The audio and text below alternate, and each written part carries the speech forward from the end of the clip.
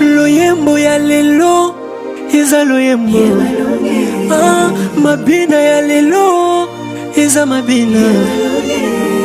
Nalongi esi nalongi naza molongi.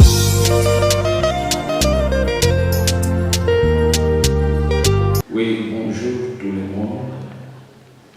Bonjour, chers frères et sœurs en Christ, et même ceux qui ne croient pas encore en Jésus-Christ.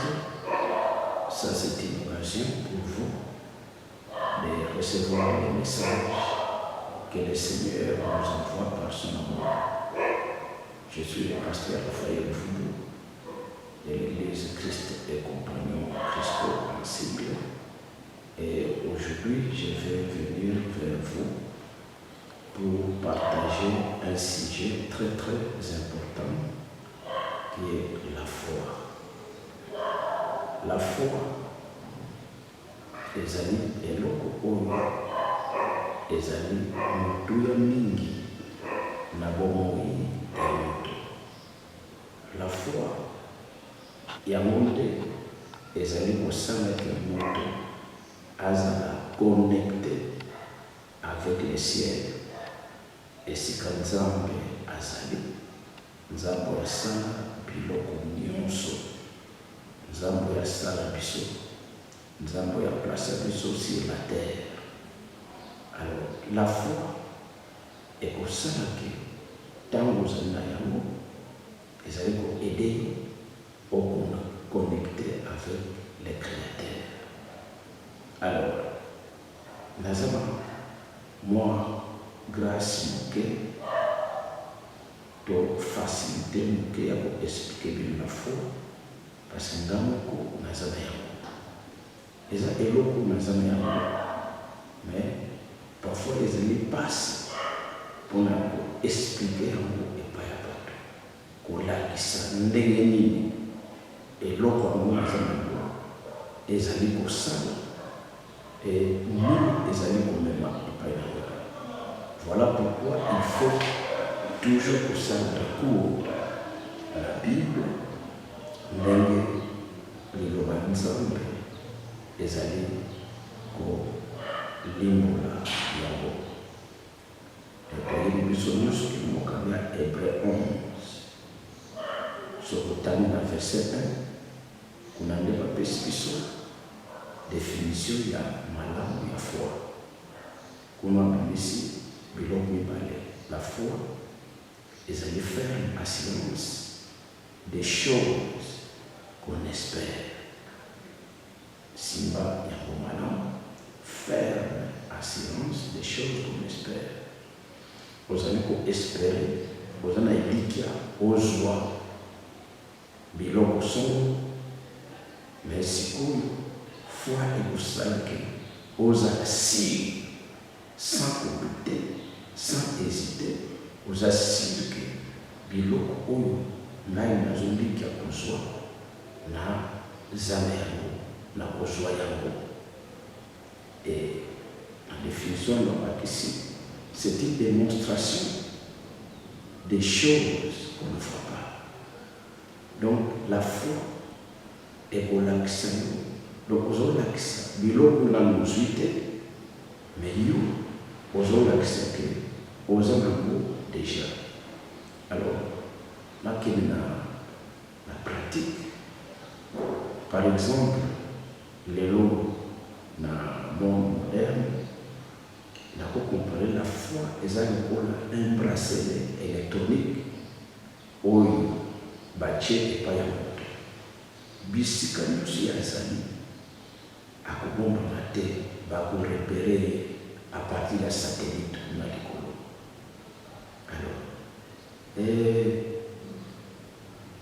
bracelet wana ezali ezali ko émettre ba rayon et satellite azali ko yamba. Satellite peut alors émettre ba rayon, bracelet peut azali ko yamba. Donc le lenge moko yo toza na foi. Nzambe akobosana yo te, Nzambe akoyeba yo partout pour que soki oza na foi nzambe azali koyeba yo mpe akokota kontaki na yo epui yo mpe atako okoti zamba oza na se na grote oza wapi soki yo obeleli nzambe mpe ayoki. Exemple, Jonathan, Jonas azalaka na kati ya mai ya monene epui na kati ya libumu ya mbisi, kasi ntango abeleli nzambe ayoki omoni ke situation na ye ezwaki solution. Ça c'est la foi. Alors on peut cet exemple sur la foi. Eza lokola ndenge tokomi na batelefone, appareil ya telefone ya communication ezali na récepteur mpe eza na émetteur. Par na nzela ya telefone yo okoki kobenga correspondant na yo oyo ezali meme na extrémité nini ya monde, oforme kaka numero na ye soki obengi ye ayambi ye mpe soki abengi yo oyambi. Donc appareil wana ezali na émetteur mpe eza na récepteur. Ndenge mpe foi ezali. Donc foi ezali koémettre oyo ezali besoin na yo et foi ekokopermettre yo ozwa oyo yo oza na kopusa. Et plus loin okomonaki par téléphone seulement okozala mposa ya misolo, mais ntango obengi na moninga na yo correspondant na yo osengi ye misolo akotimela yo misolo eye na nzela ya telefone. Oza na telefone na maboko me mbongo nano osimba ngo na maboko te, mais eza na kati ya telefone ndenge me mpo ozwa mbongo wana oyo eza na telefone na yo il faut obima na ndako na yo oke na kabine to na shop osali mwa effort, osali mosala, ose déplacer mpo mbongo oyo eza na telefone ekomi na maboko. Ndenge mpe foi ezali. Donc ti espère ke soki ngai nabeleli nakozwa atako nano ozwi yango te osimbi yango na maboko te, me oyebi ke eza na telefone na ngai. Mais mpo ekoma réalité il faut osala quelque chose, osala mosala yango. Mokanda ya Jacques baye koloba na biso ke soki foi ezali misala, foi wana ezali ya kokufa. Donc tu peux faire vivre ta foi na babonnes œuvres, na kosalaka quelque chose, kosunga, kosalisa bato, kolinga bato, misala wana ekolakisa ke foi na yo eza na bomoi. Parce que c'est pas facile parfois koaide motu, kopesa motu eloko oza na mwa mbongo na yo, mais olongoli ndambo opesi pa moninga. Il faut oza na foi ke soki nga napesi nako récupérer yango, nzambe akopesa na ekutu koleka oyo nga napesi. C'est par la foi que moto akokoposer les bonnes œuvres. Donc voilà la définition oyo ezali la foi. Alors la foi ezali facultatif te nandima te etalinga te. La foi eza commandement nzambe nde moto azotinda. So toke na mokanda ya 1 Jean 3 na verset 23, alors boko bokanga motema tokanga otanga mwa passage ya mingi, parce que je préfère que oyo tozoloba elles ont toujours prouvé par la Bible. 1 Jean 3, verset 23, Bible ezali koloba. Et c'est ici son commandement, que nous croyons au nom de son Fils Jésus-Christ. Commandement, ordre oyo azopesa nzambe azotinda biso tondima totya kondima na biso na kati na mwana na ye Yesu Kristo. C'est un commandement. Donc lelo yo moto ozolanda ngai yebaki nzambe azotinda yo otya kondima na yo na kati na Yesu Kristo. Et nzambe ntango azotinda otya kondima na Yesu Kristo parce que ayebi ke lobiko nde eza kuna, bomoi eza kuna, et bolamu nde eza kuna, prospérité eza kuna, victoire eza kuna. Nyonso wana peut-être soki kopermettre biso tokomona yango tout au long ya enseignement na biso. Mais nzambe oyo asala yo, oyo alingi yo, oyo ayebi nyonso azokotinda yo otya kondima na Yesu. Parce que ye akosala na nzela ya kondima wana. Mais nalobaki ke eza lokola telefone oza na yango, ntango ya kobenga yo, yo okondima par la foi. Ntango akoluka yo, akoatendre yo par la foi. Et yo mpe ntango okoluka ye, okoatendre yo par la foi. Mpe okozwa oyo ozoluka par la foi. Mais na nzela ya Yesu Kristo. Voilà oyo nzambe azali koordonne epai na biso. Alors, awa lobi tya kondima na Yesu Kristo. Na lolenge awa batie foi na lolenge ya objectif. Objectif. Alors yo moto ozokotya kondima na Yesu, na ntango na foi oyo eza mpa na yo ezali foi subjectif. Yo oza sujet, yo nde moto ozotya kondima. Et foi oyo ozali kotiela nzambe wana ezali foi objectif. Donc objectif ya foi na yo otie yango na nzambe. Mais oyo oza na yango eza foi subjectif. Oyo objectif yango otie epa na nzambe. Alors moto akokotia foi na nzambe comme objet à foi ezali nzambe. Ndenge Jean 14, 1 elobi croyez en Dieu. Croyez en Dieu. Alors croyez en Dieu. Yesu ndimela nzambe. Donc foi ezali objectif. Quelqu'un peut mettre sa foi en Dieu. Et yami bale okokotya yango na Yesu Kristo. Jean 6, 19. Jean 6, 19.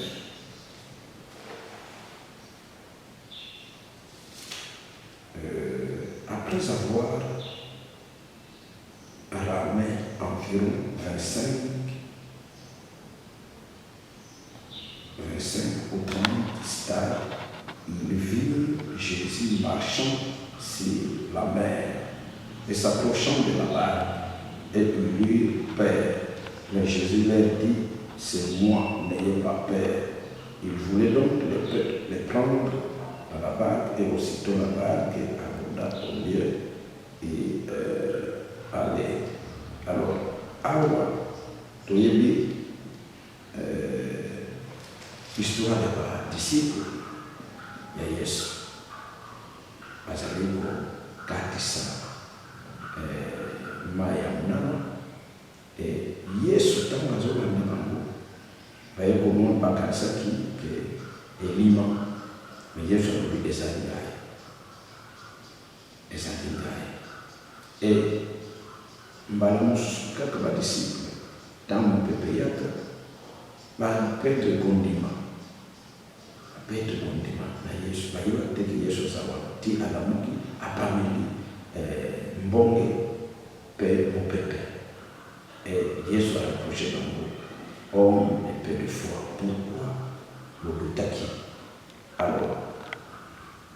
ocha kundima na yo na nzambe pe oche kundima na yo na Yesu. Et puis ocha kundima na ba écriture na ba commis. Alors je préfère pourtant Jean 5, 46 parce que on appelle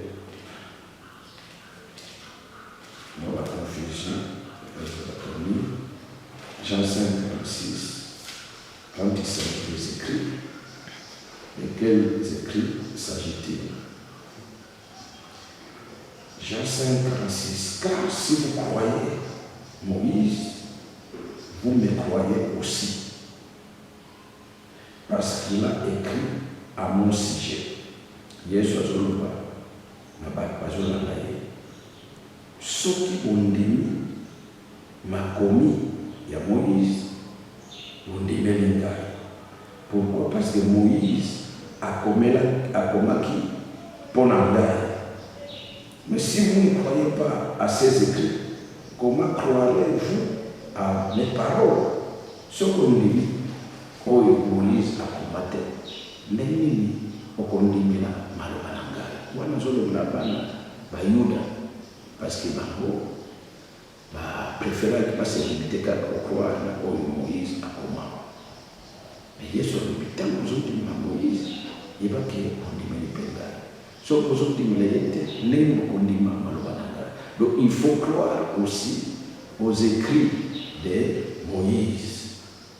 Alors pour le que pour ça c'est l'Ancien Testament, donc Yesu alobi il faut aussi croire aux écrits de Moïse. Alors lokola moitié des mingi on a Acte 24, verset 14. Acte 24, verset 14.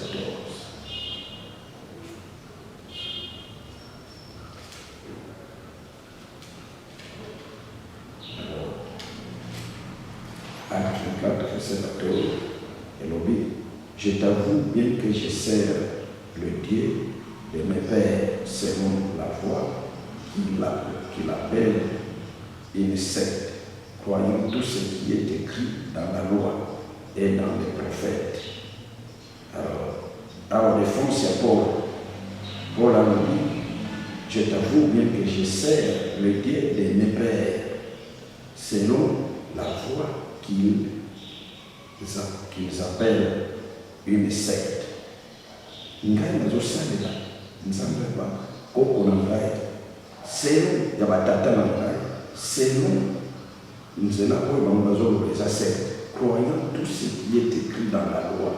Nyonso ekomama na loi ngai nazondima nango et dans les prophètes. Donc oyo Moïse akoma na oyo baprophète bakoma ngai nazondima na yango. Donc Paul aussi a pris là-bas écrit il y a Moïse. Alors, nous avons expliqué la foi objective. Où faut-il mettre la foi? Et puis, les écrits des prophètes. Dans le canal, il y a des chroniques 20, autorisez bien, et l'obé, confiez-vous à Dieu et vous serez affermis. Et croyez aux prophètes et vous réussirez. Priez bien votre bien, les chroniques 20. Ceux qui ont dit oui, et comment ma prophète, au récit, et ceux qui au canal ensemble, qui sera affermi. Et il faut aussi croire à l'évangile. L'évangile, Marc 1, 15. Croire à l'évangile. Il disait, le temps est accompli et le royaume de Dieu est proche. Répentez-vous et croyez à la bonne nouvelle. Ça c'est Jésus dans la mission de la Galilée. Et Penatina Dina, parmi Mathéna Yalipuso, azali koteya bata bakroire la bonne nouvelle. va se repentir, batika banzambe na bango ya mabe, batika bizaleli ya mabe, babongwana mpe bandimela oyo ezali évangile. Donc la bonne nouvelle, donc croire, donc il faut aussi croire à la bonne nouvelle. Ezali objet, objet la foi. Objet à ce qu'on a beaucoup fait ça. Ezali croire aux promesses de Dieu. Romains 4, 21. Romains 4, 21. Croire aux promesses de Dieu. Romains 4, 21. Et ayant la pleine conviction que ce qu'il promet, il peut aussi l'accomplir. Là, c'est la zone de Abraham.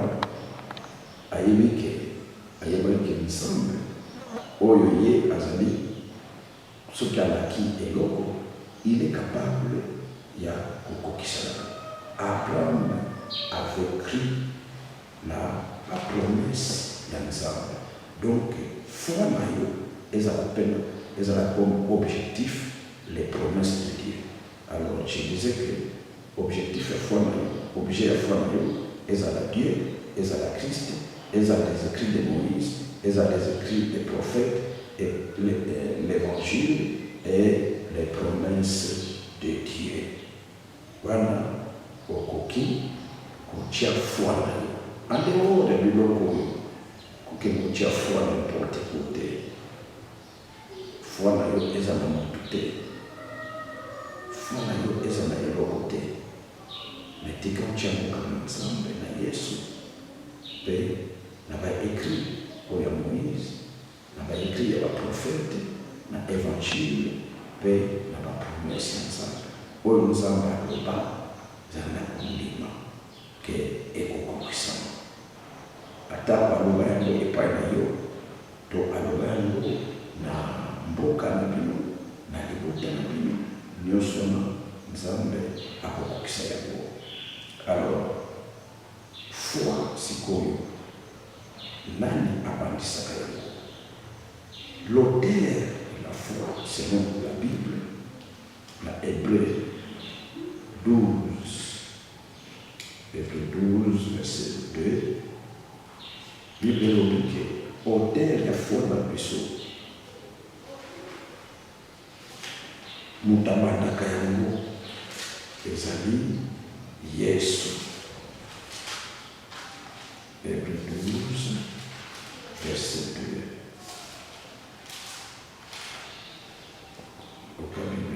2. Ayant les regards fixés, donc les regards sur Jésus, qui suscite la foi.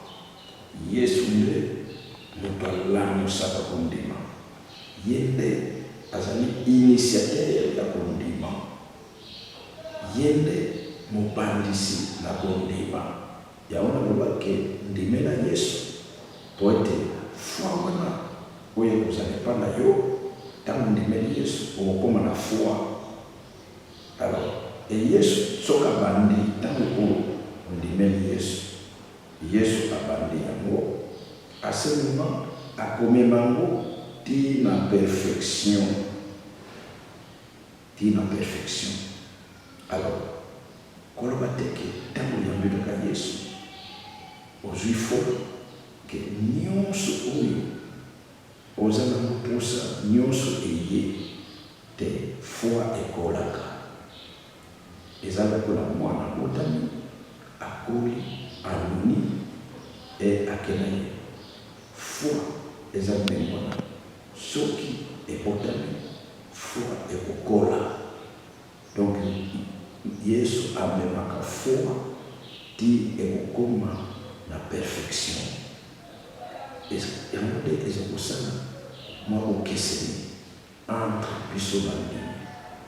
Oui, tokozala biso ebele tondimeli Yesu, mais ekeseni mosusu foi na ye ekoli mwa mingi mosusu flamme na ye ezali moke me biso tozala bakristo e posa ya yesu ezali ke amema foi wana na perfection ekomi parfaite et c'est Jésus oyo azali initiateur ya foi na biso.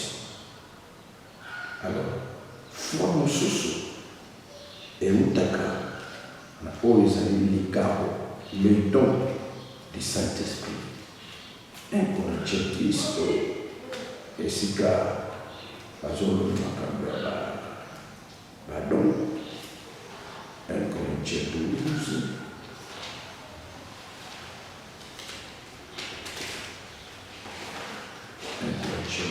verset 9.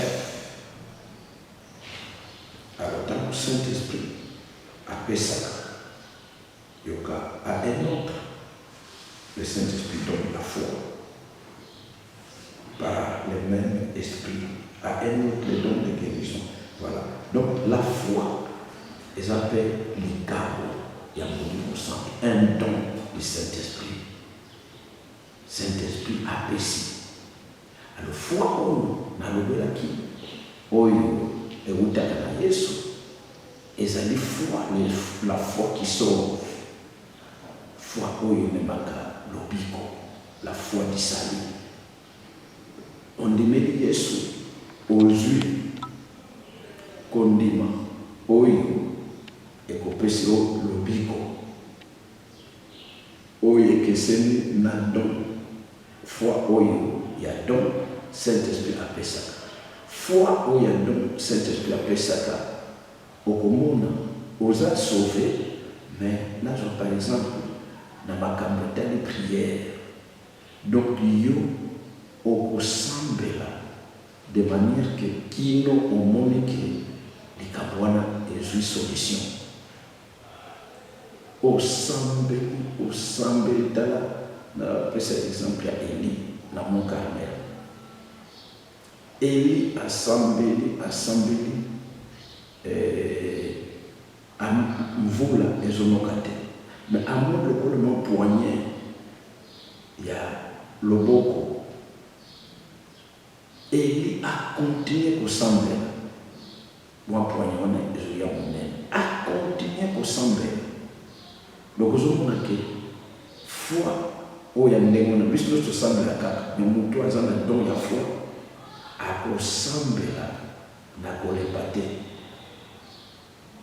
Et même likambo oyo ezomona na muscle eza impossible, mais ye lokola aza na don wana akozala na kondima ke likambo wana ekosalela.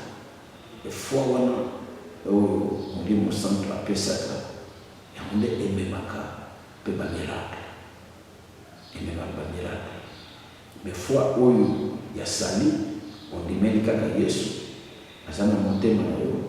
Et foi wana parfois les miracles sont rares parce que ezali foi moko eza kaka sali oza na yo sauvé, mais moyo mona likambo na Nzambe eza te. Mais oyo don ya Saint-Esprit ememaka ba miracle. Voilà oyo ezali ba tokoloba origine ya foi. Donc d'abord nalobaki Yesu ye moto initiateur, et puis Saint-Esprit peut apesaka foi. Et puis la foi ekoutaka mpe na oyo ezali kotangaka liloba ya Nzambe. Jean 20:31.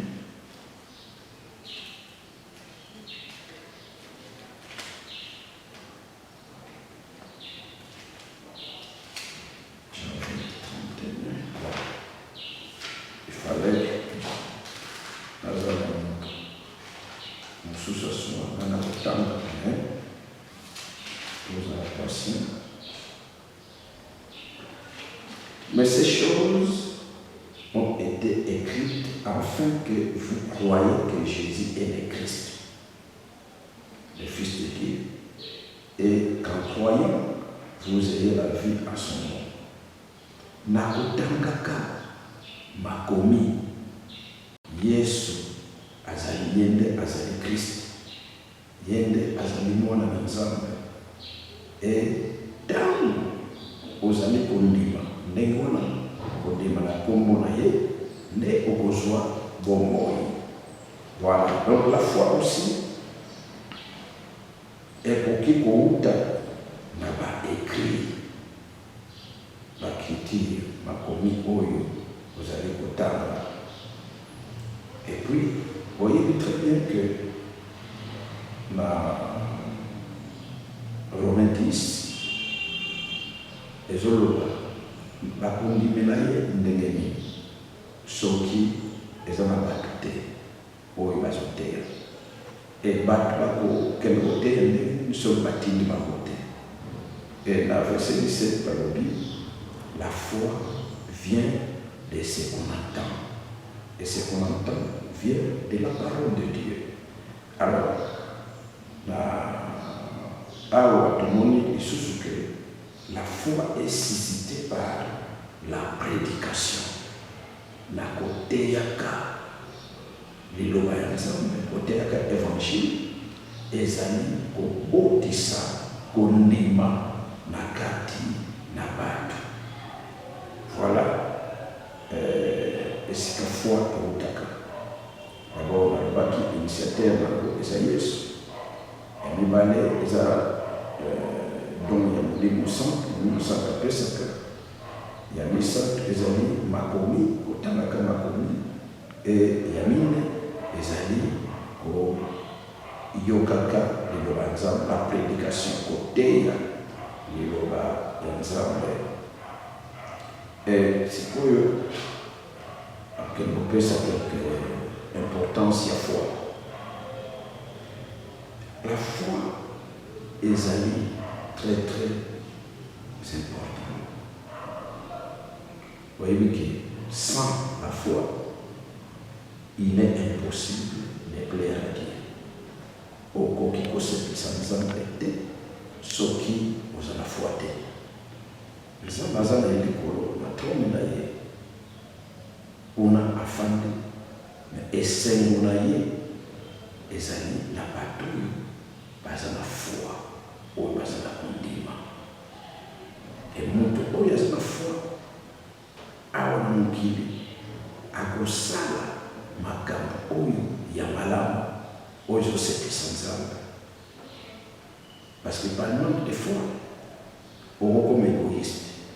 Nzambe asepelaka ba égoïste te. Par manque de foi okokende koyiba parce que ozondima te koyo kozwa. Soki nayibi te nakolia te, manque ya foi. Or soki oza na foi ata ozangi me koloba nini nakozwaka kaka, Nzambe akopesaka, Nzambe akosepela na yo.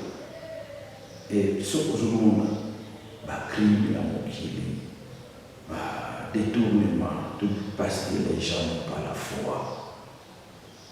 Et Nzambe akosepela te na makambo nyonso ya mabe. Donc sans la foi, il est impossible de plaire à Dieu. Donc foi est nécessaire pour kosepelisa Nzambe. Wana lokotanga Hébreux 11:6. Et la foi, c'est l'unique moyen de justification par la grâce de Dieu. Romains 4:16. Donc nous sommes devenus justes par la foi. Okoki kozala juste te, ata yo moko ome kosala lino, ngai nazosala makambo oyo ya kosembo, na kosala verité, na kotambola malamu, tu ne sauras pas, car nul n'est juste. Lopele Yesu kaka moto azala juste, mais le reste ya bato tozali juste te, tokomaka juste par la foi en Jésus-Christ, par la grâce. C'est par la grâce que nous sommes sauvés. Les années, nous sommes na bisoté, na effort, na bisoté. Donc, C'est l'unique moyen de la justification. Quelqu'un qui n'a pas la foi en Jésus-Christ, il ne peut pas être juste. La foi est essentielle pour tirer profit de la bonne nouvelle. Autant dans Hébreux 4, verset 2. Hébreux 4, verset 2. Car cette bonne nouvelle nous a été annoncée aussi bien qu'à eux. Mais la parole qui leur fut annoncée ne leur servit de rien, parce qu'elle ne trouva pas de la foi chez ceux qui l'entendaient. Alors, dans bonne nouvelle, ils avaient côté, pour être profitable, il faut bonne nouvelle, écoute la foi et pas la foi subjective, yo osama yango.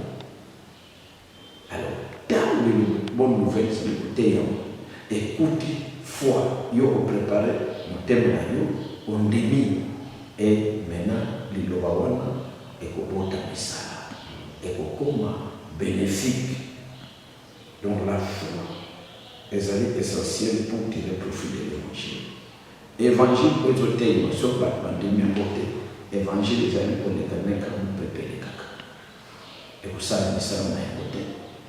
Na bon mouya pas. Na société na plus. Na famille na plus.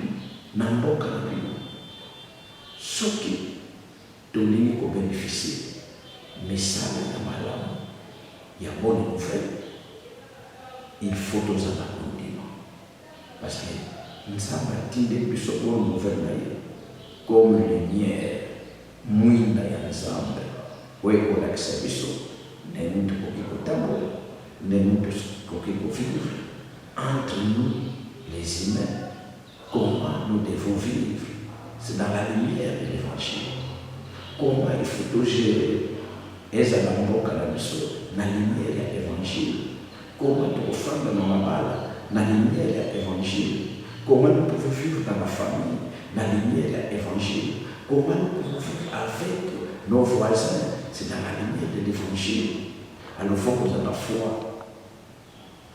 Ce qu'il faut les évangile et comment bénéfique. Et la foi est nécessaire dans les combats chrétiens. 1 Timothée 1:18. Nabitumbo tozanamo kondima ezali très très nécessaire. 1 Timothée 1:18.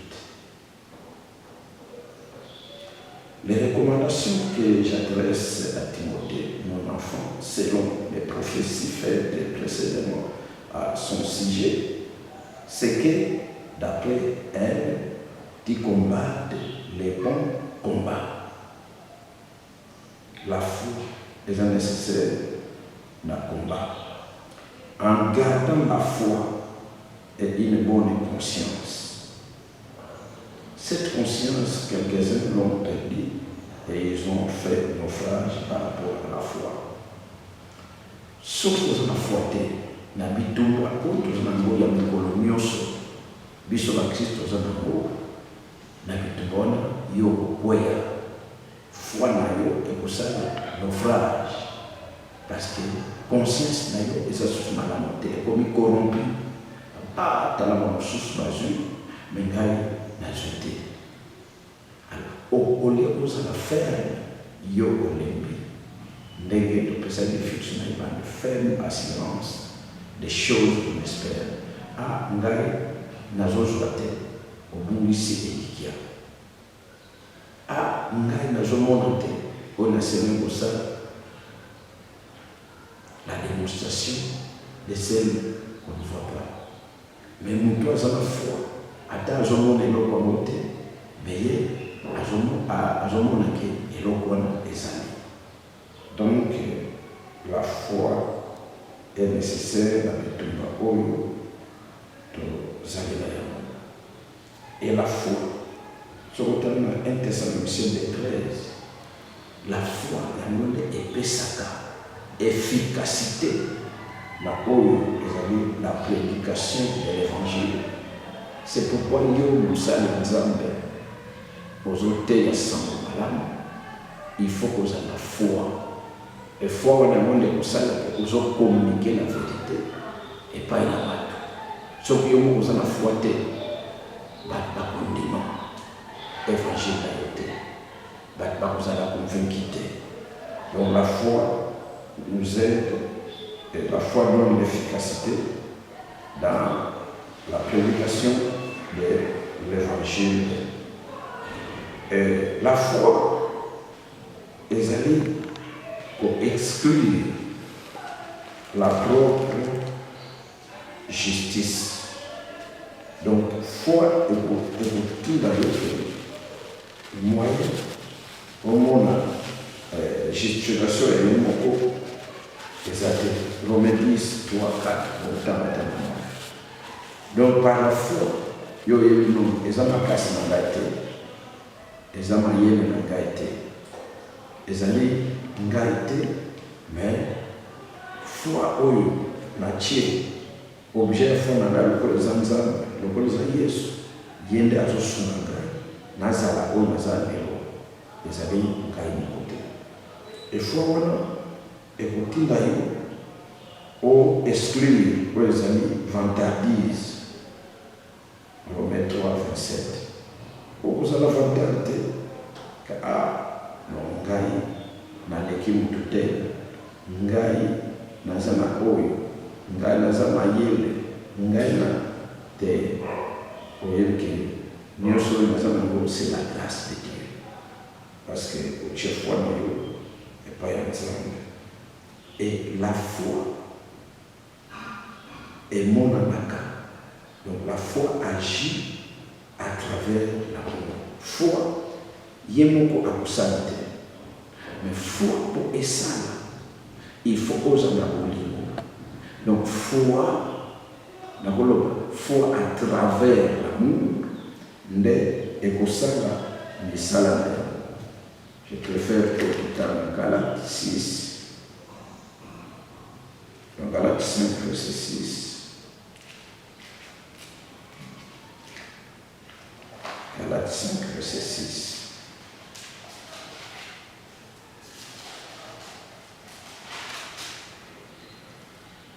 Verset 6.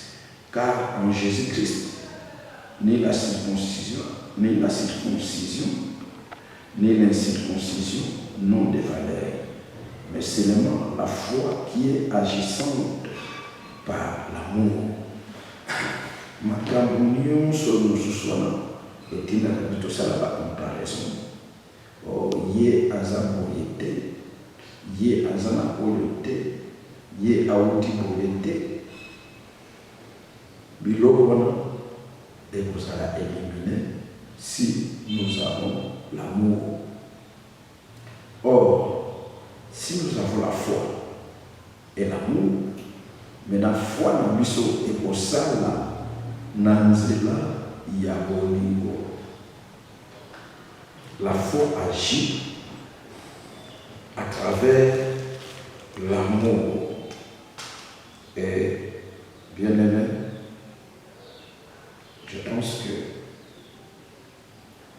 nous avons accès à quelques points qui nous associent à elle.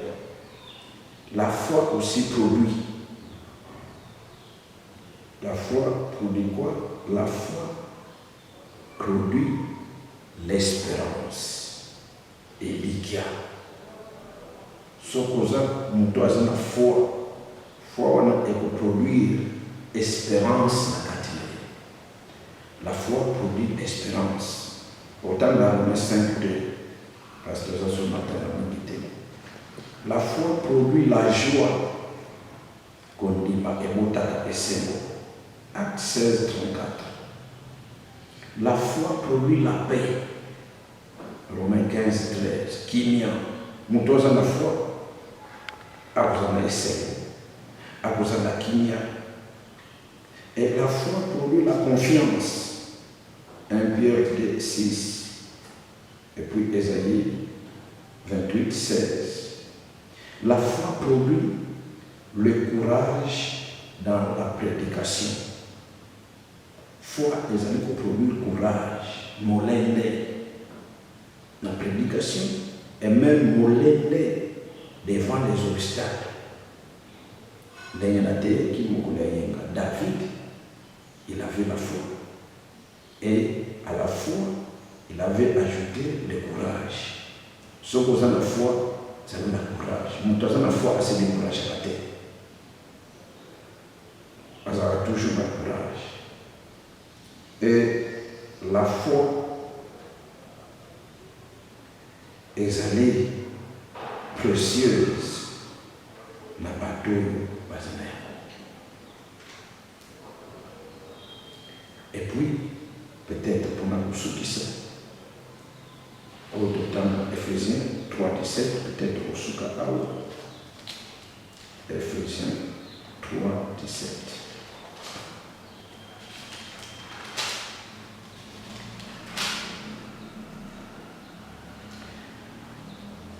Bon. Surtout dans 16.